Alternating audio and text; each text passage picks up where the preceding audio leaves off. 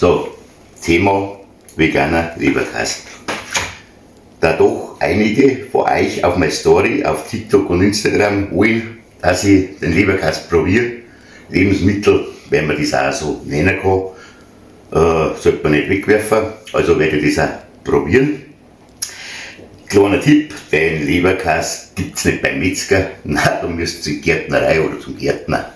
So, eine Freundin hat mir dann geschrieben, meine beste Freundin, die Bino, dass ich das wahrscheinlich mit Maggi, Ketchup und Zwiebel am leichten anbringen, werde ich das jetzt dann einmal für euch, nur für euch testen.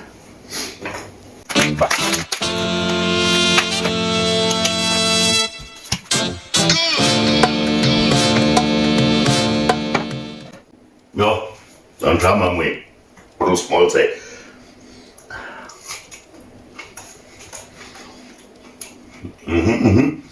Zwiebel, sehr gut. Maggi, sehr gut.